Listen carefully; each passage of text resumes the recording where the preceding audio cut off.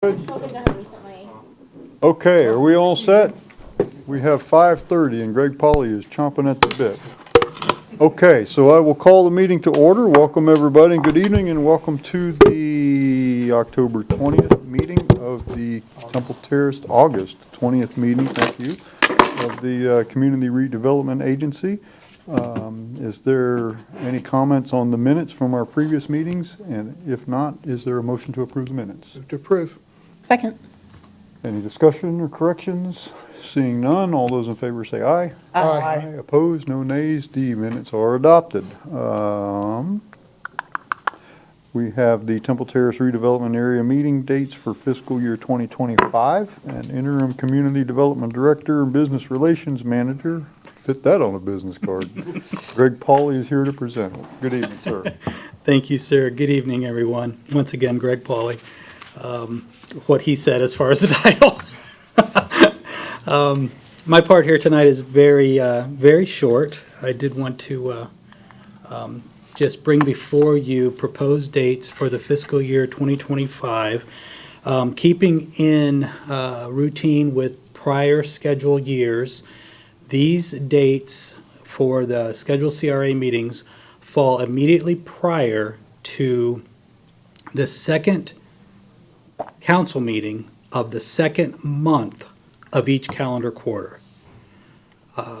All of the dates fell in line, very similar to what we've done in the past, and this keeps the same algorithm, if you will, for those dates. And just for the record, I'll read them off. November 19th, 2024, February 18th, 2025, May 20th, 2025, and August 19th, 2025. And once again, CRA meetings traditionally start at 5:30 p.m. right here in this room. However, for any number of reasons, additional meetings may be added to the schedule as warranted. All meetings are subsequently or prior to the meeting are posted and publicly noticed by our city clerk's office. And with that, I'll stand for any questions you may have about the upcoming calendar year for CRA, and staff would seek approval of these dates should you find fit. Thank you. Board members, any questions from Mr. Pauly? Yeah. Dates work for everybody? Very good. Is there a motion to adopt the schedule? Move to approve. Second. All those in favor say aye. Aye. Opposed? No nays. Schedule adopted. Thank you, Mr. Pauly. Thank you, everyone. Next item is a resolution approving the CRA Annual Comprehensive Financial Report for the fiscal year ending on September 30th, 2023. Finance Director Jim Ingram is here to explain. Thank you. Good evening, Chairman and Board. We have a resolution to approve the CRA Annual Comprehensive Financial Report for the fiscal year ending September 30th, 2023. Did you all get a copy? You should have gotten a copy. And much shorter than our city annual comprehensive report. It was conducted by the same firm, obviously, MSL CPAs and advisors, with Jeff Wolf, our lead CPA accountant and auditor, performing that.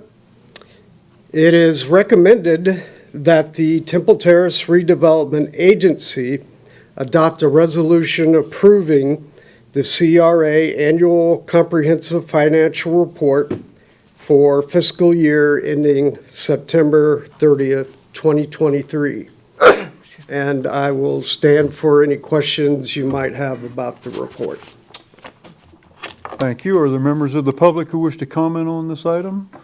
Seeing none. Board members, are there questions for Mr. Ingram? Okay, I see none. Thank you very much. Appreciate that, Mr. Ingram. Is there a motion to approve the report?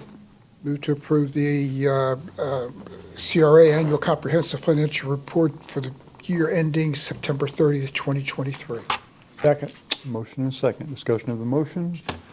Seeing none, all those in favor say aye. Aye. Opposed? No nays. The report is approved. Thank you. Thank you. Next item is a presentation of the fiscal year 2025 tax increment fund budget proposal for the CRA, and Mr. Ingram will now explain that. Yes, thank you. No action is needed tonight. This is a presentation. It is included in the budget that will be presented next council meeting, first hearing for the ordinance for the fiscal year 2025 budget year. But I did want to go over a few points specifically related to the CRA and the TIF budget. There is a typo I had just noticed today. It says 3% increase in taxable value. Actually, it was 8%. And the problems we had with the estimate going down to the final value, actually, it was reversed in the case of the CRA. It actually went up from the original, estimate they gave us. The final numbers, though, are 8% higher. That sounds good, but if you compare it to last year was 29%. Last year was a huge jump, 2023. So it does show a little bit of slowing down. I think that's understandable as some of the development in the areas is slowed down in terms of property values. The estimated 24-year end fund balance is $81,943. It was around $12,000 as reported in the comprehensive report for 2022. This year we did add some more, and that includes about $400,000 in expenditures for the Riverside Park. If you'll recall, we added that since we knew that we were going to have a good reserve balance. For fiscal year 25, the county, Hillsborough County and Port Authority contributions are estimated at $729,840, and that's based on what they are proposing millage rate-wise and what the county has appraised our property values to be in the CRA. And the city's contribution, same. In fact, I included a little calculation sheet to show how we come up with that number. The city's contribution from the general fund is $824,961 for fiscal year 25. There is a required contribution of $902,940 from the TIF fund to our debt service fund for the loan payment that remains with South State Bank, also called Center State. That's both principal and interest. And again, just as a reminder, that's the one that has the fixed 2.75% rate going out until, I believe, 2038. Just mentioned $400,000. Another $400,000 is budgeted for the Riverside Park project out of the TIF fund, and $3,000 this year for the audit, the CRA audit. In the past, it's just been paid out of general fund, but now that CRA is starting to make money, we are able to do more things, more projects, and able to pay for things like their own audit. With all of this, we still project a reserve of $355,444 at the end of fiscal year 25. And those funds will be there if something comes up during the year that you desire to expend some of those reserves toward. That is my presentation, and I'm glad to answer any questions you might have about the budget. Thank you, Mr. Ingram. Board Member Schisler. Yes, thank you. Good presentation. Thanks, Jim. Two questions, though. Number one, does the expenses include the 50,000 or the demo on Steak and Ale for the year? Yes, that was this year it does include. Those have been booked and they're fully Okay. Yep. Now, the growth was 8%, you said. 8%. How much of that is, and the definition could be loosey with this, was organic versus expansion? Organic growth being increased value year over year versus a new item came online. Because I think we had some peripheral properties that came online that would, I know last year we did. Okay, this year I'm not so sure. Did we have anything come online on the outskirts of the edges of the, or is this all organic growth? In other words, the value's improved all the way around. I do not know the answer to that question. I can certainly research it. It would take a little bit of research and I don't perhaps wanna- a call to the, I don't want to waste a lot of time on it, but it might be an indicator for us in our analysis going forward that if commercial properties are moving at a different rate than residential properties, that could be an influence, a factor for projecting into the future of what, because, we're all up here a little concerned with the slowing down, if you will, of the rise of property rates. If there's a disconnect between residential and commercial, and I don't mean industrial or anything, just generally between commercial and residential, that could be a big influence next year and the year after. And that's just an academic question. There's nothing to do with this function or what we're doing with the budget, but just something for thinking about for next year. that's a very good point, and I'll try to do some research on that, particularly since I am still trying to work on that pro forma for the TIF fund, which Yeah. will be included in, we're planning to include it in the budget documents you get toward the end of next week. Or Don't waste a lot of time on it. It's just could be. I understand, and it could Nothing else to be, do at 2 a.m. and you just can't fall asleep. it could be time consuming, but I'll see what I can find out. That could be a bear. I think Yes. Mr. Pauly might have some comments on that. Yes, very good question. I'll share with you just some personal knowledge that I have on those properties. You are correct, there has been a slowing in the commercial, but you mentioned the outer boundaries, the peripheral. We have had some come online there, but those are actually the residential properties over off of Overlook. The Habitat for Humanity project there behind. So it's almost a mixing of the tides here because it's raising the value of our CRA a small amount, but it's still raising. It's a small amount. It's not a big commercial project, but they actually are residential, single-family residential homes. So there's a little bit of mixing of the tide there with regards to some of those organic increases versus some of those outer perimeter improvements. We don't ever think about those, Yes. really. I mean, we've got the apartment complex on the one quarter, and then whatever you want to call the townhouses in.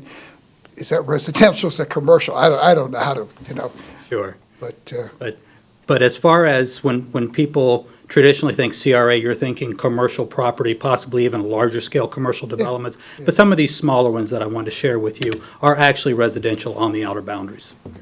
Thank you. thanks. Pauly, while you're up, Yes, sir. do you have any idea when I hesitate to even ask this, but what's the latest on the pulse of the Enigma project? Good timing on that. I spent my entire afternoon talking about this project. They are currently in the final stages of getting their resubmittal checked off.